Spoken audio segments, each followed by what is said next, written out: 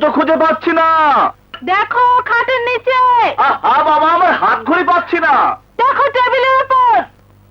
জুতা, হাত ঘড়ি কোনোটাই পাচ্ছি না। কেন পাচ্ছ না? উফ, আমি তো এইমাত্র রেখে এলাম। চম্পামণি, আমার জামাটাও পাচ্ছি না। জামা তুই ওকে খুঁজে দিয়ে আয়, যা। ভাইয়াটা যে কি, যা। অত চেঁচামেচি করছো কেন? এই তো এখানে সব ছিল।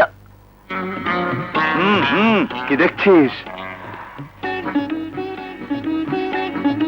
এই তো এসব কি? সবই তো পড়ে আছো, তবে পাচ্ছ নাটা কি? পাচ্ছি না শুধু আমার চম্পামণিকে। জানিস না, ঘুম থেকে উঠে তোর মুখ না দেখলে আমার মোটেই ভালো লাগে না। তা না হয় বুঝলাম, কিন্তু এই মুখ যেদিন দেখতে পাবে না সেদিন তুমি কি করবে? যদি আমি মরে যাই? খবরদার, এ কথার কোনোদিন মুখে আনবি না। আচ্ছা, পাকামি কথা ছেড়ে এবার আপনি বলুন, আপনার ছোট ভাইয়ের খবর কি? সারা রাত জেগে পরীক্ষার পড়া শেষ করে উনি এখন নাক ডেকে ঘুমোচ্ছেন। কি করা যায়, কি করা যায়? এবার যান, ওনার নাক ডাকানে বন্ধ করুন। ছোট ভাইয়া, ছোট ভাইয়া ওঠো, ওঠো, তোমার পরীক্ষার সময় হয়ে যাচ্ছে। ওহ, আর একটু ঘুমিয়ে নেই। বড় ভাইয়ার হুকুম, তোমাকে এক্ষুনি উঠতে হবে। এখন যা, বিরক্ত করিস না। উফ, কোথায় আমি তোমাকে বিরক্ত করছি? আমি তো শুধু বড় ভাইয়ার হুকুম পালন করছি। বড়দের হুকুম ছোটদের কাছে শিরোধার্য, অতএব আমি তোমাকে ঘুমোতে দেব না। ও স্টপ ইট, ঘুমাতে দিবি না যাবি?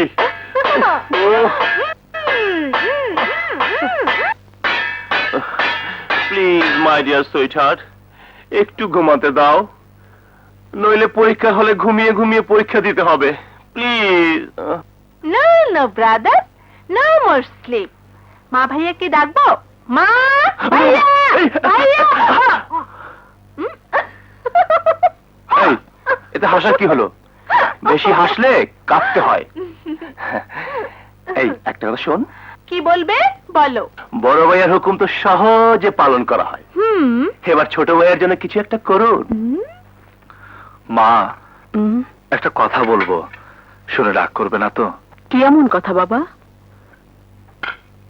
তুমি আমাদেরকে মানুষ করতে গিয়ে জীবনে অনেক কষ্ট করেছো। তোমার এই কষ্টের বিনিময়ে আমি এমএ পাস করেছি, চাকরি করছি, জনি বিয়ে পরীক্ষা দিচ্ছে, তোমার কষ্ট সফল হয়েছে। তাই আজ থেকে তুমি আসলে স্কুলে যাবে না। কথা দাও মা। শোনো আমার পাগল ছেলের কথা, এত বড় সংসার তোর একার উপার্জনে কেমন করে চলবে? কেন মা, তোমার একার উপার্জনে যেমন করে চলতো, তুমি আমার কথা ফেলে দিও না মা। ঠিক আছে, তোর কথা আমি রাখবো। জনি যখন লেখাপড়া শেষ করে তোর মতো চাকরি করবে তখন। নে বস, খেতে বস।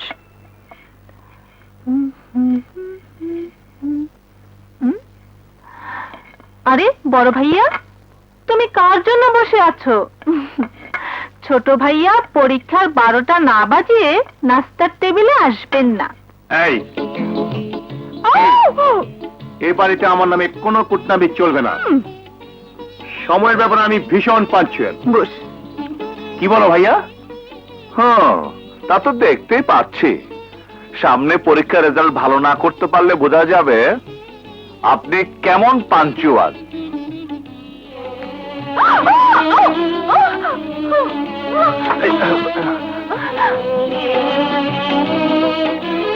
কি হলো? কি আর হবে, সব কাজই তাড়াহুড়া। এই, কি বলবি বল না। কি বলবো? তাই তো, কি বলবি? এই শোন, আমার কিসটার কথা ভাইয়াকে বলা হয়ে গেছে নাকি আমাকে বলতে হবে? আরে না না না না না, তুমি বলবে কেন? আমি ভাইয়াকে বলছি।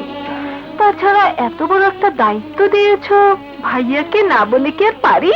শোনো ভাইয়া, তুমি এবার বেতন পেলে ছোট ভাইয়াকে একটা মানে ছোট ভাইয়া বলবো বলবো নাকি? আরে মানে কি বল না। ভাইয়া, বড় ভাইয়া ছোট ভাইয়াকে একটা গিটার। হ্যাঁ, গিটার?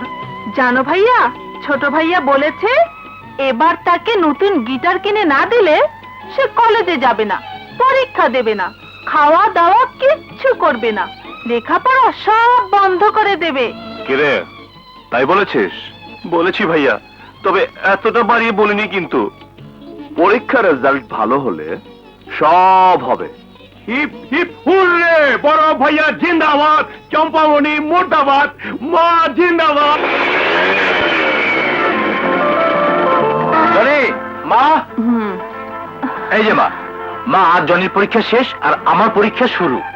তোর আবার কিসের পরীক্ষা? আজ আমি পুলিশের চাকরিতে ইন্টারভিউ দিতে যাচ্ছি।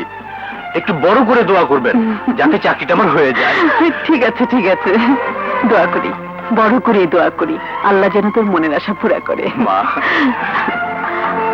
চল, আমার লেট হয়ে যাচ্ছে।